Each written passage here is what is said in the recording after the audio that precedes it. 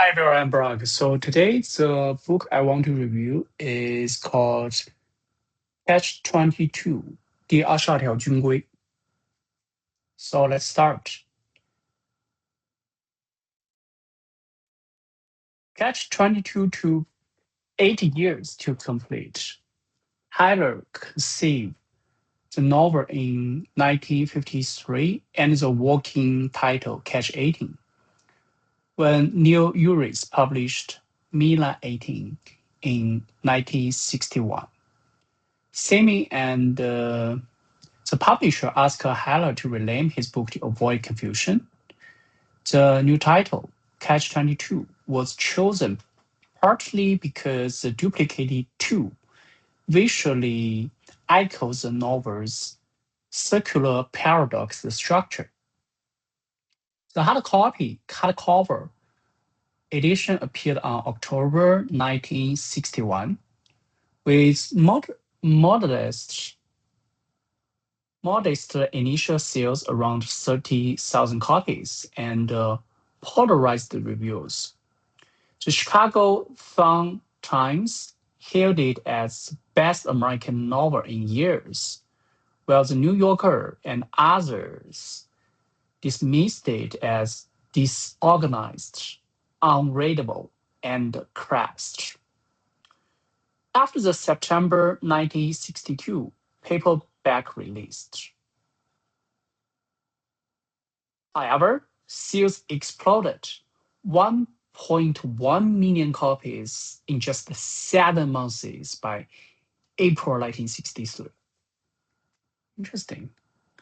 By the Vietnam War's era, the book had become a secret text on the anti-war counterculture's reading list. In Modern Libraries' 1998 rankings of 100 best 20th century English language novels, the panel placed it 7th and the public vote 12th.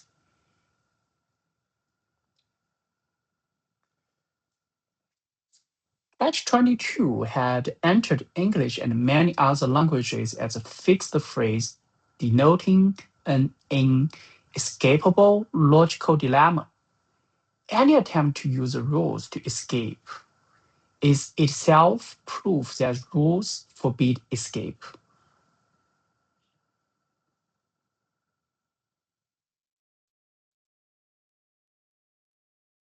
The term is now an official entry in the Oxford English Dictionary, and the U.S. Air Force Academy had adopted the novel into its curriculum to help future officers recognize the dehumanizing nature of bureaucracy.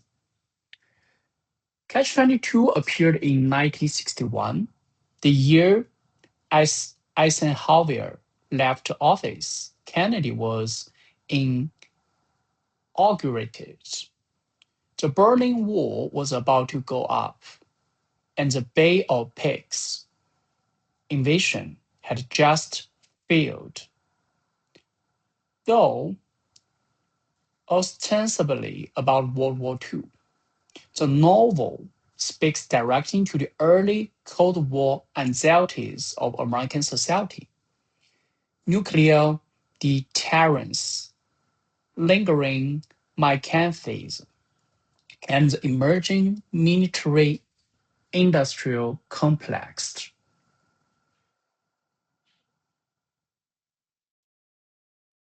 Okay, so the author, born in 1923, died in 1999. Heiler served in 1944 with the 488th Bombardment Squadron of 12th Air Force, based in Aleutian Airfield on Corsica, just north of Pinosa. He later recalled, "At first, the war felt like an adventure, and most missions are routines, until the 37th mission, bombing the Avignon Bridge, where a fellow gunner's belly was torn open by shrapnel and his guards spilled out in front of me. That was when I finally knew fell." This experience, the Avignon mission in particular, would later be transmuted directly into the central traumatic theme of Catch-22, the death of Snowden. Heller acknowledged that Usaren's horror at thinning Snowden's intestines spilled out was his own. Well, again, I think that I need to have those hard words in Biao.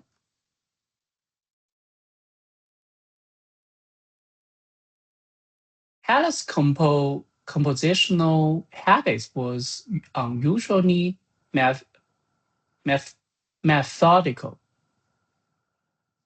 He recalled both the opening and closing sentence of a novel before he could begin. Once those was fixed, he could typically map out the characters and arc within an hour. He didn't write linearly, but paragraph by paragraph.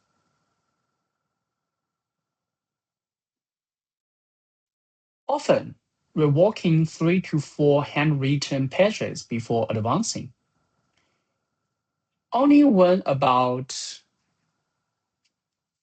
1/3 complete would he suddenly see the deeper meaning of the novel, prompting a thorough revision of earlier sections. He firmly rejected the notion that his novel or vehicles for any thesis, saying, "I don't want to express a truth. I want my readers to laugh, then look back in horror at what they have loved about."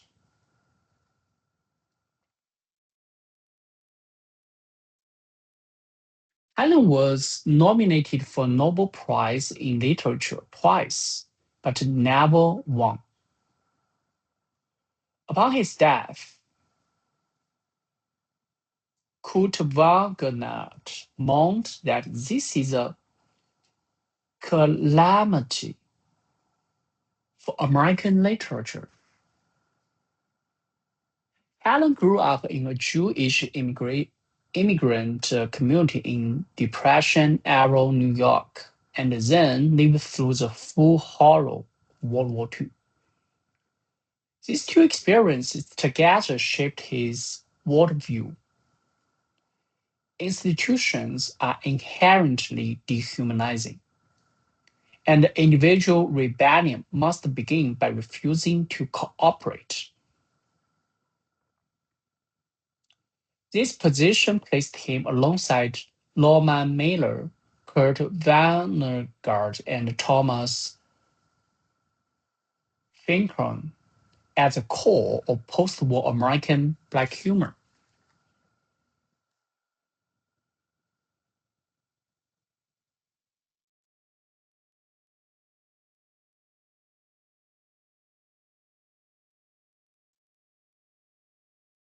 Scholars typically divide the 42 chapters into 6 structural sections by mood and narrative density. The novel's defining feature is nonlinear narrative. The same event, notably Snowden's death, is revisited across many chapters at varying densities and from shifting perspectives. Each return discloses a little more.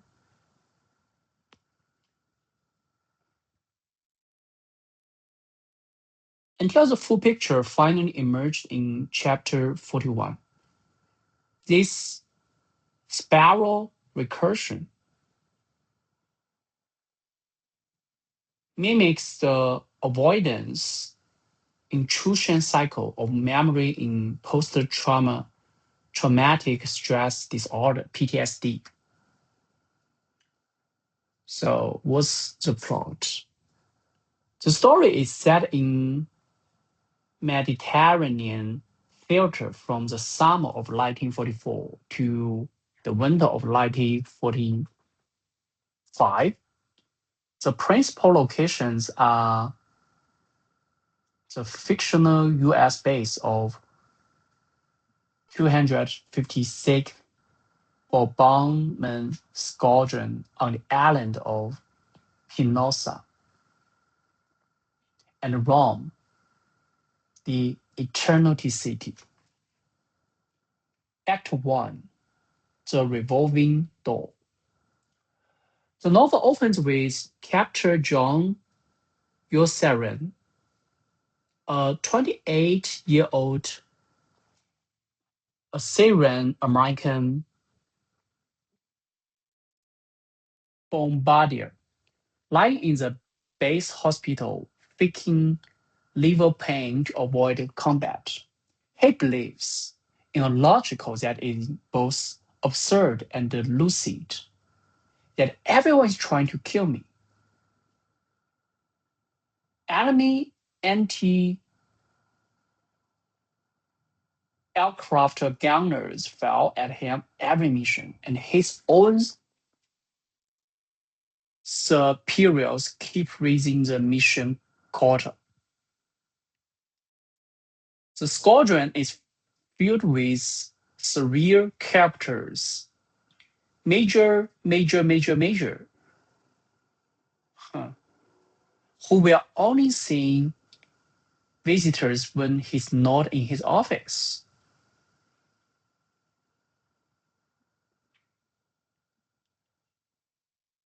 Colonel Cathcart, the group commander, obsessed with promotion to general.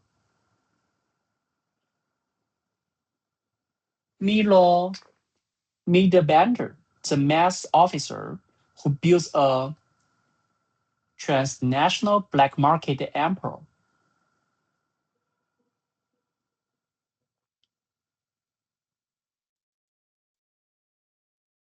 Lieutenant Sheskov, the drill-obsessed powder fanatic. There's so many hard words.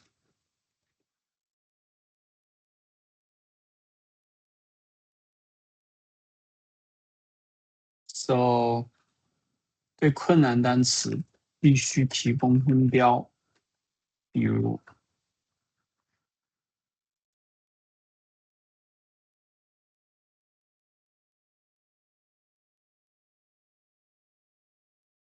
lieutenant, lucid, bombardment.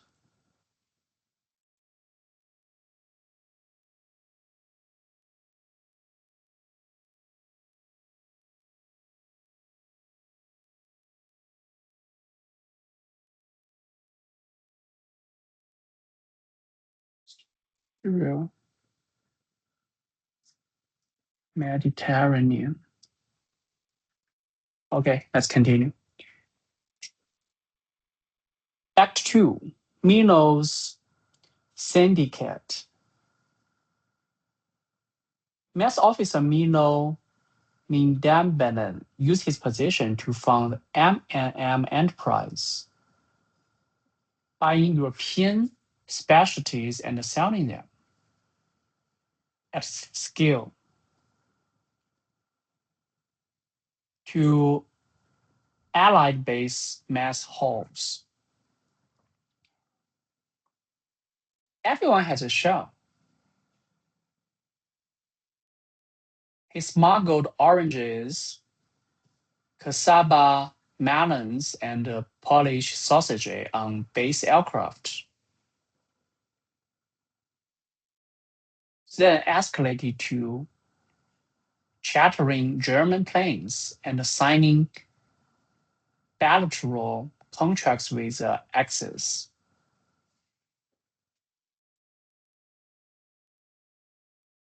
The most absurd complex, Mila signed a contract with the Germans for American bombers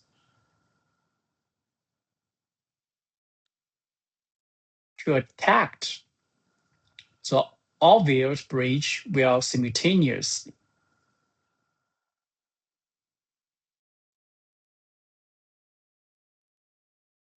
contracting with the Germans to defend the same bridge with anti-aircraft fire, connecting cost plus 6%.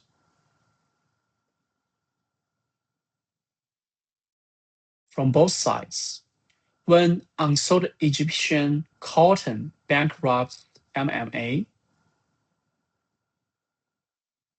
he simply accepts a German contract to bomb his own squadron, ordering his pilots to drop bombs on their own base. When public outrage erupted, he opens his ledger: as long as the profit is large enough, even Congress will forgive him. Act 3. The ever-rising mission quota. Yueslian originally believed 25 missions would send him home. Colonel Cathcart, currying favor with superiors, raised the quota to 30, 40, 50, 60, 70, 80. His friends die one by one. Clabbing disappears into a cloud bank.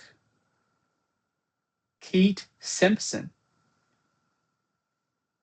cut in half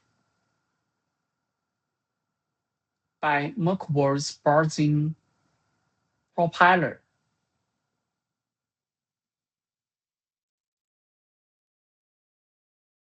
Merkwart, realizing he had just killed a friend, deliberately crashed into a mountain. Doubles and late killed in their last mission. Dumba, a fission disappeared by the bureaucracy. Hungry Joe, suffocated in his sleep when a cat sit on his face. Snowden, mortally wounded on the Avignon mission. Act 4.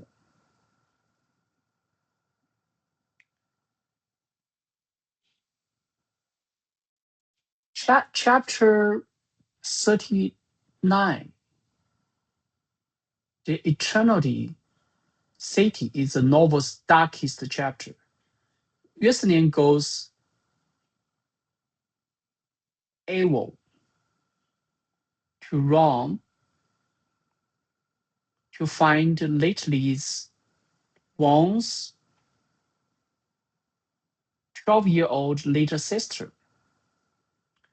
She and the other woman had been driven out of apartment by military police on the authority of Catch-22. On the Roman streets, he witnessed victims after victims.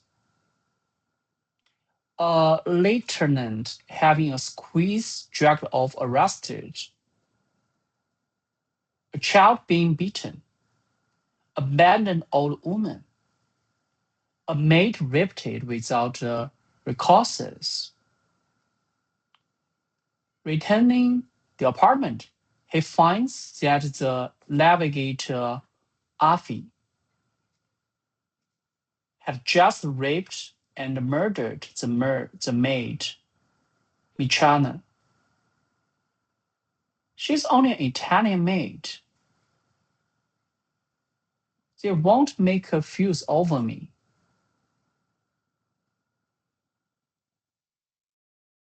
Moments later, the MP burst in, but they rest wrestling for being in Rome without a pass. Act 5. The Audience Deer. Chapter 40, Catch-14, Catch-22.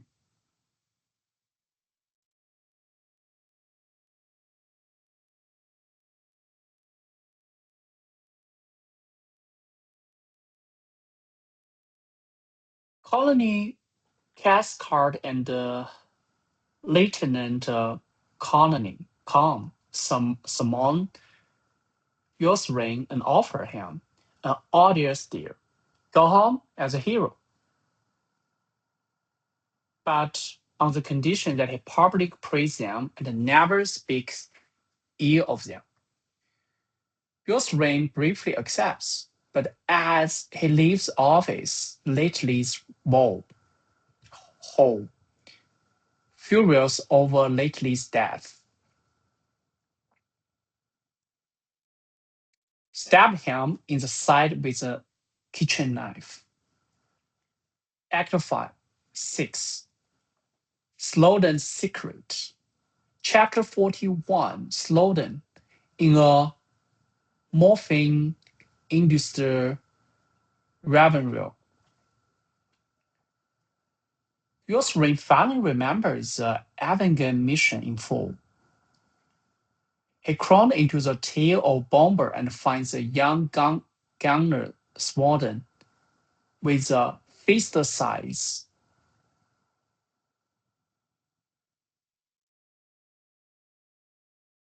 hole on the outside of his fan. Uris dutifully applies a tourniquet, sprinkles some monoamide powder,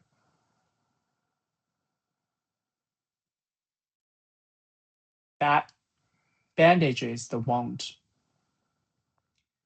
Just as Uris congratulates himself on job well done, Snowden weakly shakes his head and gestures toward his flake vest. Uris unbuttoned it, and a piece of shrimp has gone in under one armpit. Through the abandonment and out to the side, Snowden's entire visceral, liver, lungs, kidneys, stomach, pull out together with his lunch of stewed tomatoes onto the floor of plane.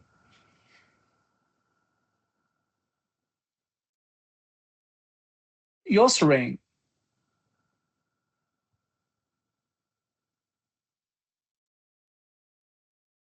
covers Snowden with a parachute.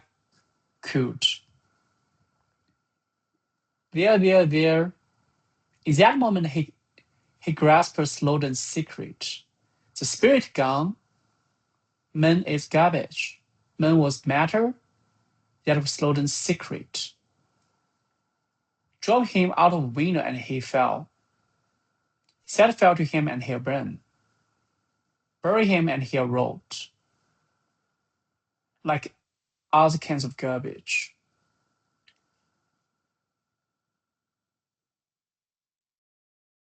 Epilogue. The flight to Sweden. Chapter 42. Uris learns that hour. His eccentric tenantmate, who had been perpetually tinkering with stoves and life rafts and faucets, was not lost at sea after a forced ditching. He had been training. He had been now paddled along in a yellow life raft all the way through the Strait of Gibraltar to New Sweden. Uris finally understands each of Oral's crash landing had been an escape rehearsal. He teared up the deal with Cathcart and decided to follow all to Sweden.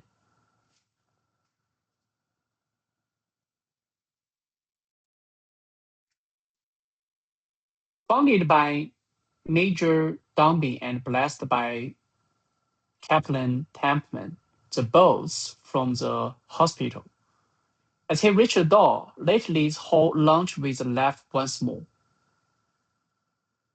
He ducks and runs.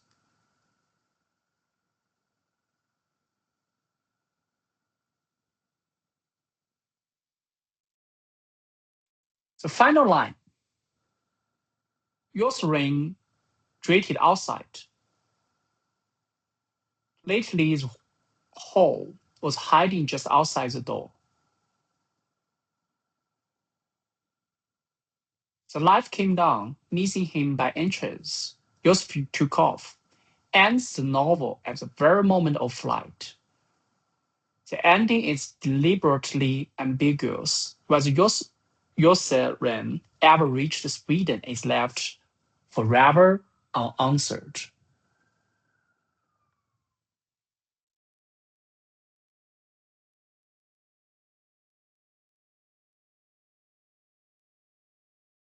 Character profile.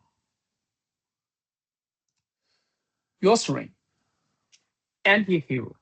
Yosseren is the most complete embodiment of anti-hero archetype in Black human fiction. He's neither traditionally brave nor cowardly. He's lucid, intelligent, and morally aware. But because he's lucid, he sees through all the rhetoric of glory, sacrifice, and country. His core belief is they are all trying to kill me.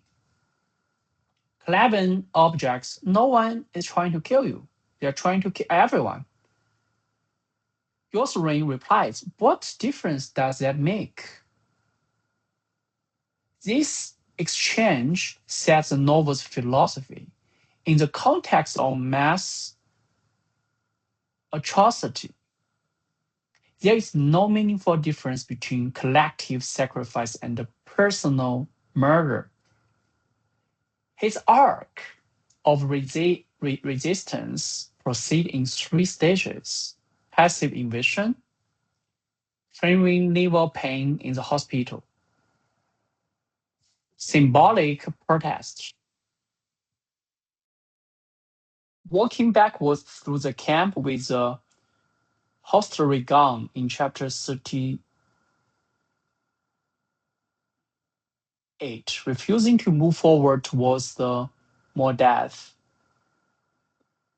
active flight, tearing up the deal and running to Sweden in chapter 42.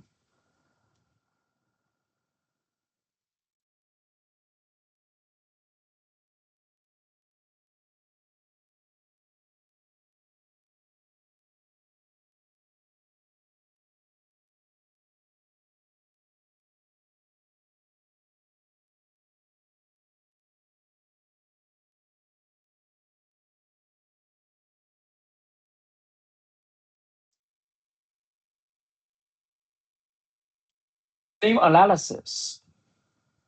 Theme 1. The circular paradox of bureaucracy.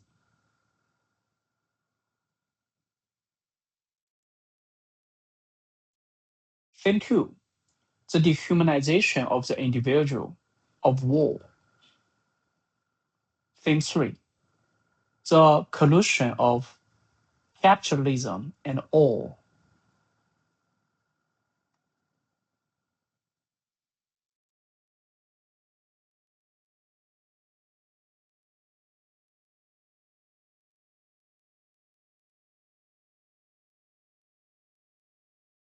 Theme 4. The role of language.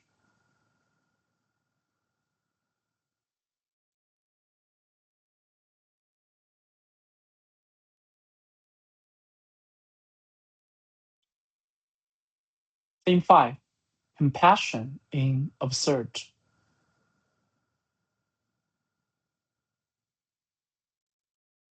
Theme 6.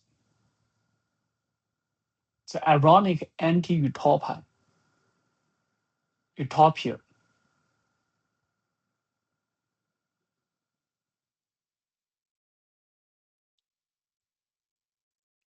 Brock's reading reflection.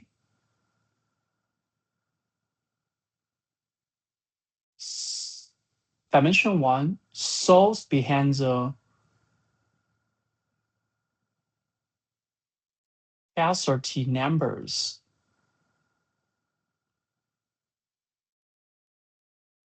Dimension 2. Catch-22 as the Ouroboros. Dimension 3. PTSD and the nature of war.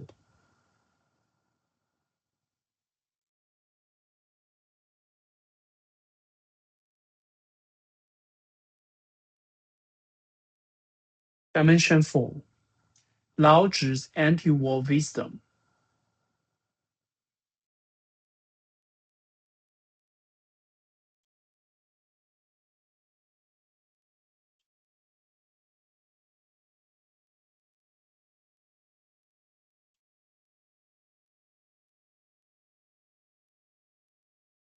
Classical quotes, bilingual reference. There was only one catch, and that was Catch-22. They're trying to kill me. No one's trying to kill you. Then why are they shooting at me? Catch-22 says they have a right to do anything, and we can't stop them from doing. Men also matter. That was Snowden's secret. It was a well and thought-out thing to do. Uris waited outside. The light came down, missing him by inches. Uris took off. From now on, I'm thinking only of me. Sure, I'm crazy, but that doesn't mean I'm wrong. Insight 1. Institutional logic can justify any atrocity. Insight 2. The price of lucidity in absurdity. Insight 3. The purity of language is the first front of resistance.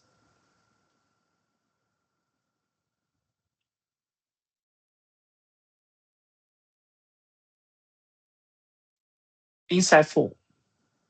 Capital and all have never truly separated.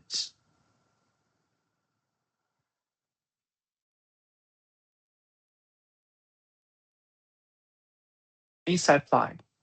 The hero's journey can be inverted.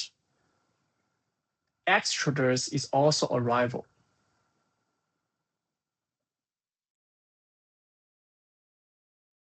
Insight 6. Rehearsal and patience defeat grand schemas.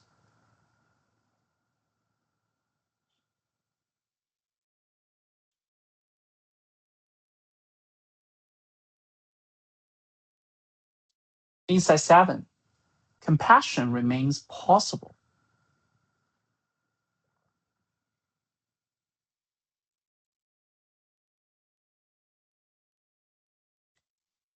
So why a 1961 novel still matters in 2026? Catch-22 was published 65 years ago, yet its core, its devouring of individual by closed-loop institutions, is more universal than ever. Today, we are not forced to fly 80 bombing missions, but we are forced to complete 80 performance reviews, 80 compliance check-ins, 80 social media appearances. Every modern worker is a usury of sorts. Every job description has a catch-22. Reading this book is to rehearse those three things. Firstly, identify your system's hidden catches. Two, preserve, like Uris, your right to doubt and your right to flee. Three, rehearse, like all, your private route to Sweden.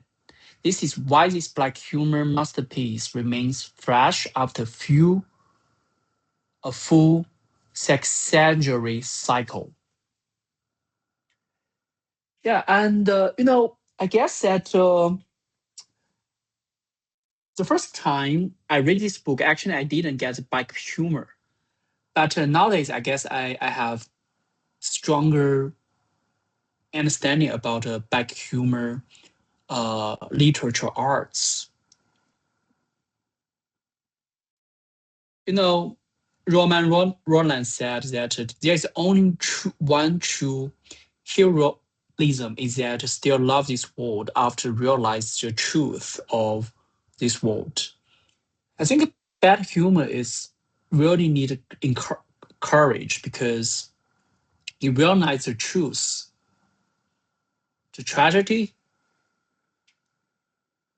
and the reality, but still, try to use humor to at least looks like positive. Yeah, that's pretty much for this book. Thank you, everyone. Bye.